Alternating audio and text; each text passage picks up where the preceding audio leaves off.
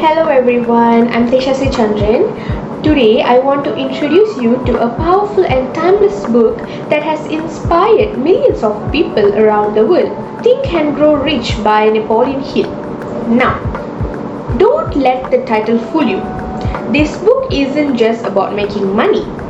It's about developing a mindset of success, not only financially, but in every area of your life. Written all the way back in 1937, this book was the result of over 20 years of research, during which Napoleon Hill interviewed more than 500 successful individuals, including business giants like Henry Ford, Thomas Edison, and Andrew Carnegie. So, what's the secret? What did Hill discover? The central idea of Think and Grow Rich is that our thoughts have immense power. If we truly desire something, believe in it, and take persistent action, we can achieve it.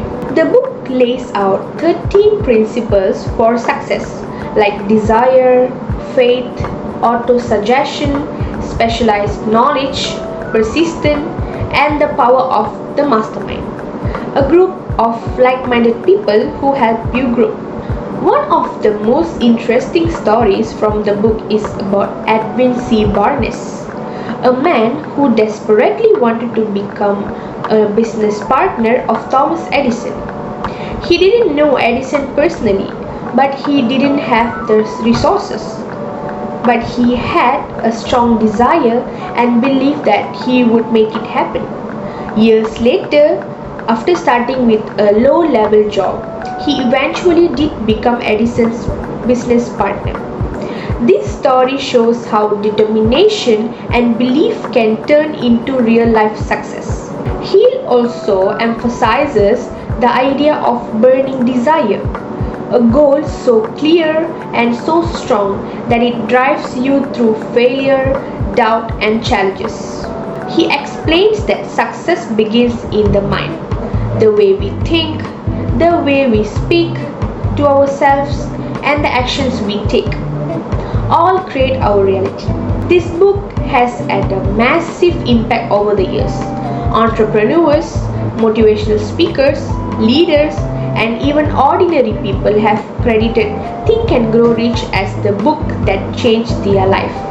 It encourages readers to take control of their mindset and not wait for luck, but instead create their own opportunities. Of course, not only everything in the book is about getting rich in the traditional sense.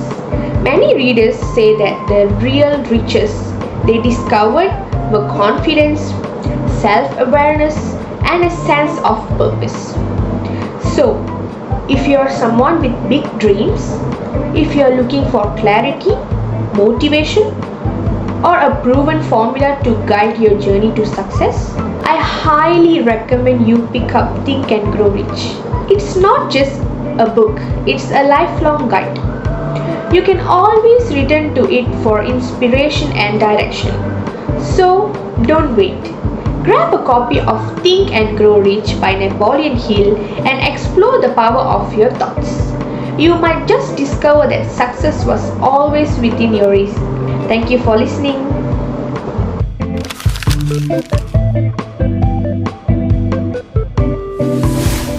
Hello everyone. So, today I'd like to share with you a book that has inspired and helped millions of people around the world. And the title of that book is How to Stop Worrying and Start Living by Dale Carnegie. What's special about this is that we have a Basam Melayu edition. So it's even easier for us to understand and apply the ideas in our daily life. This book isn't just about theory. Carnegie filled it with a real life story of people who once struggled with constant worry and stress, just like many of us do. One story that really stood out to me is about a businessman who's so stressed over his company future that he almost broke down physically and emotionally. Then he applied one of Carnegie's key idea, that is, life live in a day type compartment. And that means stop worrying about what happened yesterday or what might happen tomorrow. Just focus on today. That simple idea saved both his health and his career. Throughout the book, we'll find practical steps we can all use. One method is to ask yourself, what is the worst that can possibly happen? Once you accept that, you can stop wasting energy on fear and start focusing on solution. Another reminder of Carnegie is our main business is not to see what lies dimly in the distance, but to focus on what lies clearly and at hand. This means we should stop stressing over unknown future and focus on what we can do right now. What amazing is the lasting impact of this book. It has sold more than 15 million copies and has been translated to many different languages. People of all ages, from students to business owners, say this book helped them gain confidence, sleep better, and enjoy life more fully. So, if you're looking for guidance on how to face challenges with calm and courage, I really recommend you to get a copy of How to Stop Worrying and Start Living. There's so much more insight that can help you live a happier and a more peaceful life. That's all from me. Thank you for listening.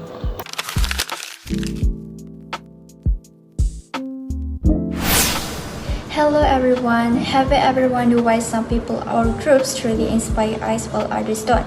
It's not just about what they do, it's something deeper, it's about why they do it. Today I'd like to talk about a book that really changed how I see things. It's called Start With Why. It shares a simple idea: when we lead with purpose, we connect more deeply, we're more meaningful, and inspire more naturally. The main message of Start With Why is these people are not only influenced by what you do, they are moved by why you do it. The book introduced a model called the Golden Circle, which has 3 parts: why, how, and what. Why you purpose or believe, how the process or method, what the result or product.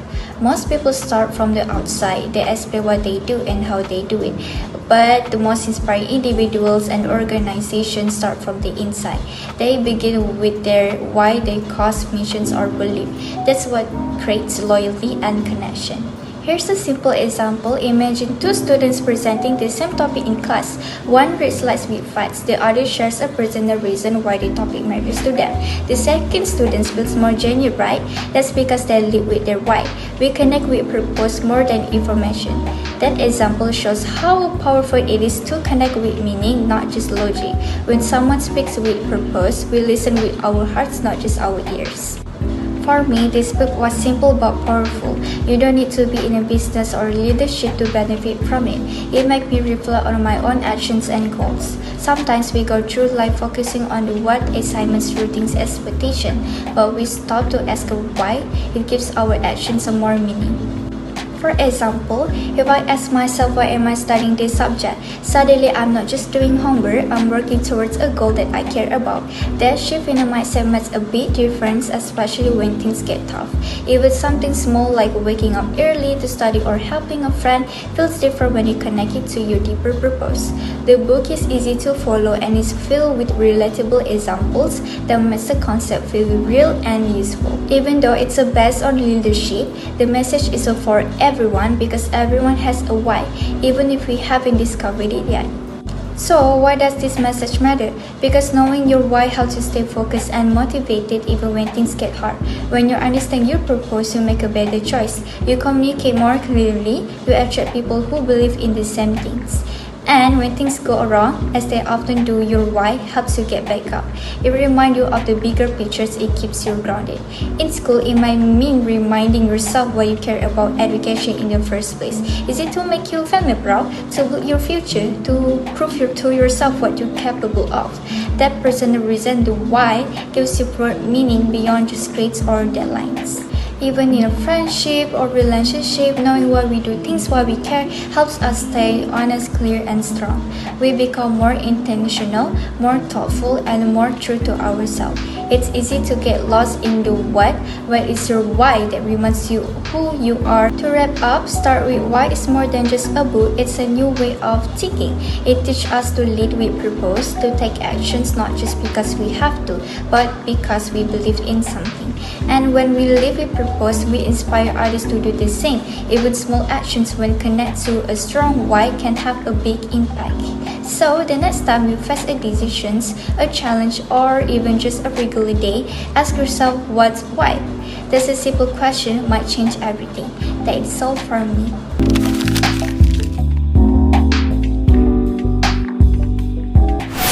Hello, I'm Malati from class 3A. Today for my impromptu speech, I will be doing the book titled How to Talk to Anyone. So, have you ever walked into a room full of strangers and wished you had a superpower to connect with anyone?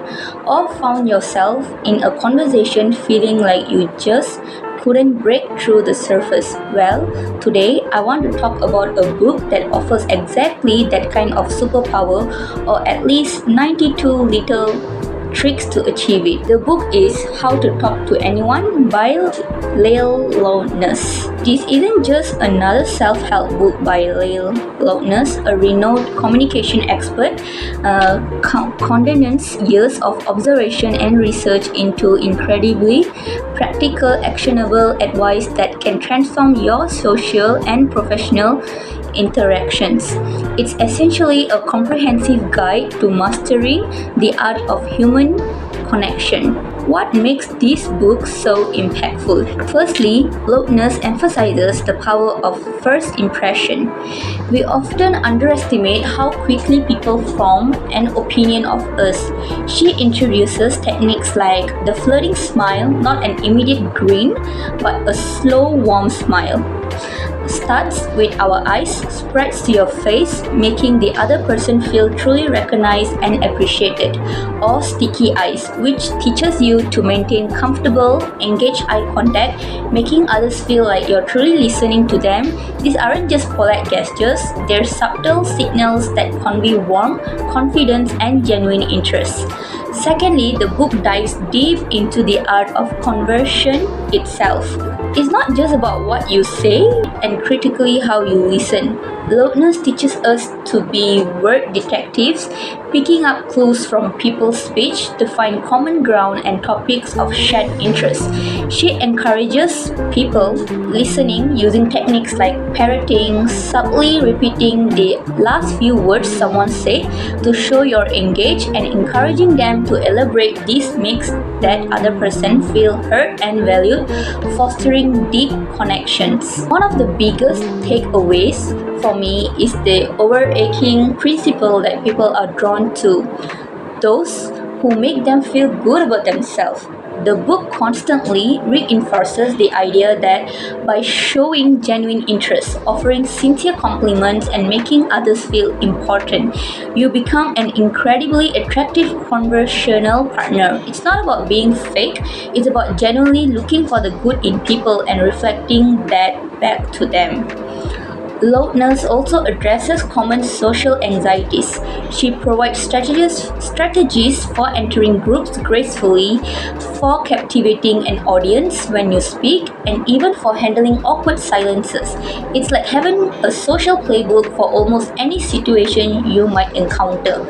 Why is this relevant to us? In our increasingly connected yet sometimes isolating world, the ability to communicate effectively and build rapport is more crucial than ever, whether it's for networking in your career, building stronger friendship, or just feeling more confident in everyday interaction.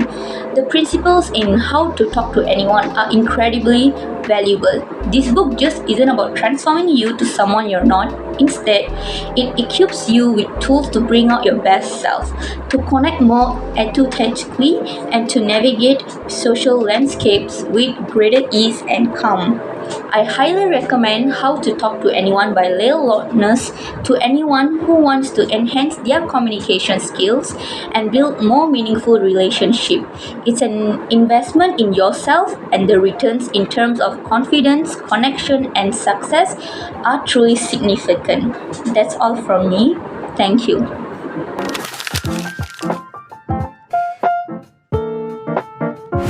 Hi everyone, I'm Kavisha Somsutra. Today I want to talk about a powerful book called The Art of Thinking Clearly by Rolf Dobelli. This book is not a typical self-help book.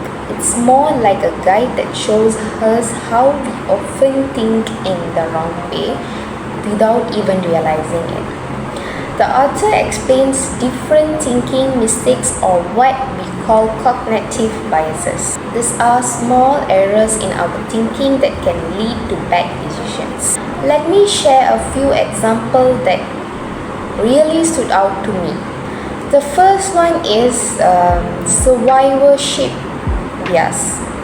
Imagine you hear about a YouTuber who became rich and famous. You think I can do.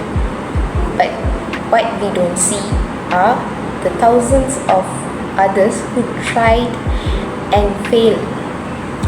That's survivorship bias.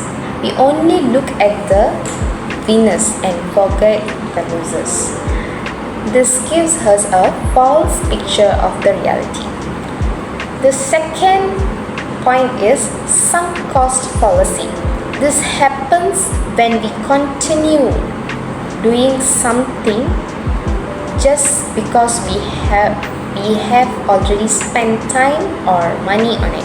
For example, let's say you bought a movie ticket, but halfway through the movie you hate it. You still sit there thinking, I paid for this. That's the sunk cost fallacy. Instead of cutting our losses, we stay stuck. The third point is confirmation bias. Confirmation bias, which means this is when we only search for information that supports what we already believe. For example, if you believe one football team is best, you only watch highlights or read articles that prove your points and ignore anything else. It can make us blind to the truth. And the fourth one is social proof. We often do something just because other people are doing it, like following a trend without knowing why. It's called herd behavior.